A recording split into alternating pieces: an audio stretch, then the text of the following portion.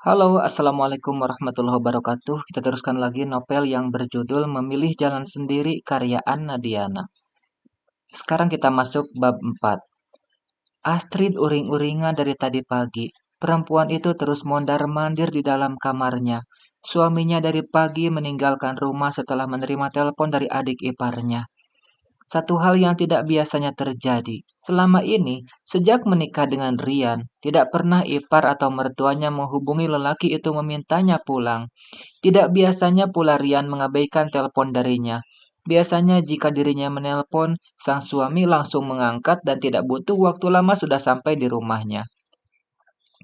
Ah, kurang ajar, kurang ajar, umpat Astrid. Perempuan itu melempar ponselnya ke atas ranjang. Untuk kesekian kalinya panggilan teleponnya tidak diangkat oleh suaminya. Malah sekarang hanya suara operator yang menjawab panggilannya. Perempuan 24 tahun yang sedang hamil muda itu mengambil ponselnya lagi. Dia membuka media sosial, berharap mendapatkan hiburan. Bukan hiburan yang dia dapatkan, melainkan amarah. Matanya membulat melihat akun suaminya ditandai oleh kakak madunya. Bukan cuma foto dan caption yang ditulis oleh Niken yang membuatnya sakit hati, namun komentar-komentar di postingan itu. Komentar yang seakan ditujukan kepada dia, meskipun tak ada yang menyebut namanya. Namun, hati dan pikiran Astri merasa orang-orang itu sedang membicarakan dirinya. Semoga keluarga kita bahagia selamanya, dijauhkan dari godaan setan yang terkutuk dan perempuan tidak tahu malu. Caption yang Astrid baca di status Niken. Tangan Astrid meremas sprei yang dia duduki. Dia merasa Niken sedang menyindirnya, menyamakan dirinya dengan setan, menyebutnya sebagai perempuan tidak tahu malu.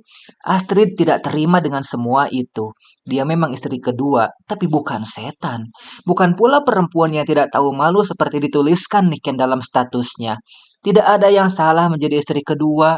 Salah Niken yang tidak bisa menjaga suaminya hingga berpaling padanya. Begitu pikiran Astrid.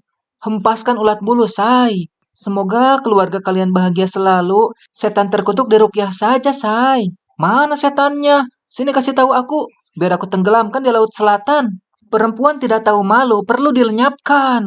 Berbagai komentar yang masuk di status yang ditulis oleh Niken membuat Astrid makin murka. Masih banyak lagi komentar lain yang tidak mau dia baca. Manusia-manusia sok suci itu berkomentar seakan paling benar, membuat kepala Astrid terasa seperti terbakar.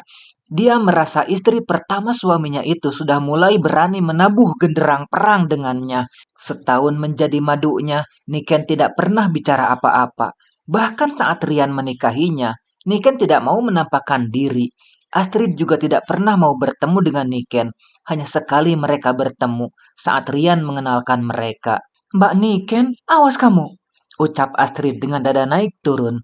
Setahun ini, Astrid menjadi istri kedua Rian setelah melakukan berbagai cara untuk mendekati lelaki itu. Pasca menikah dia bisa menguasai Rian seutuhnya. Dia tidak terima jika Niken bisa mengambil kembali Rian dari sisinya. Sudah susah payah dia mendapatkan lelaki itu, tidak akan mau jika Niken mengambilnya kembali. Astrid ingin menjadi satu-satunya istri Rian. Meskipun tidak dengan terang-terangan menyatakan itu, perempuan itu ingin kakak madunya mundur sendiri. Astrid ingat pertama kali bertemu dengan Rian, sepulang kerja motornya mendadak mati. Mau tidak mau dia harus mendorongnya. Beruntung ada bengkel yang bisa dia temui. Di bengkel itulah Astrid bertemu dengan Rian sebagai pemilik bengkel. Motornya kenapa, Mbak? Tidak tahu, Mas. Tiba-tiba mogok tadi di jalan. Pertemuan pertama, Astrid sudah tertarik dengan sosok Rian yang mempesona di matanya. Sejak saat itu, dia sering datang ke bengkel milik Rian dengan berbagai alasan. Tidak mudah mendapatkan Rian yang sudah beristri, akan tetapi Astrid tidak menyerah. Dia terus mendekati Rian dengan berbagai cara. Tidak ada kucing yang menolak diberi ikan. Begitupun dengan Rian. Lelaki itu akhirnya jatuh ke tangan Astrid. Hari itu Astrid datang ke bengkel milik Rian saat hujan deras, beralasan motornya mogok lagi. Baju Astrid yang basah kuyup membuat lekuk tubuh perempuan itu terlihat jelas. Entah siapa yang memulai, terjadilah hal yang tidak seharusnya terjadi antara mereka. Hujan deras yang mengguyur ditambah suasana yang sepi membuat setan berpesta pora. Dua manusia melakukan hal yang hina di mata Tuhan. Sejak hari itu Astrid dan Rian kecanduan melakukannya, mengulang dosa yang sama berkali-kali. Rian tidak pernah bisa menolak ketika Astrid mendatanginya dan menawarkan kehangatan. Mereka bisa melakukannya di mana saja. Astrid juga tidak peduli bisik-bisik karyawan yang membicarakannya. Baginya yang terpenting bisa mendapatkan Rian. Nikahi aku, Mas. Aku tidak mau terus-menerus berbuat zina denganmu, ucap Astrid waktu itu.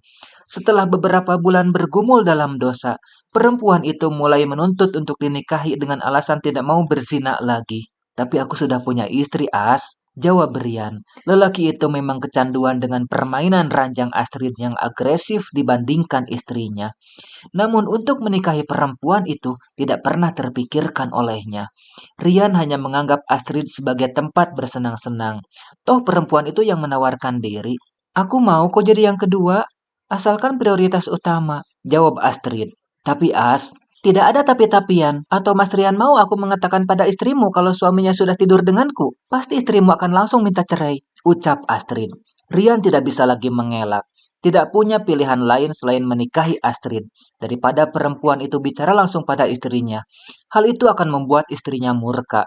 Rian tidak mau dianggap sudah selingkuh dan berzina oleh istrinya.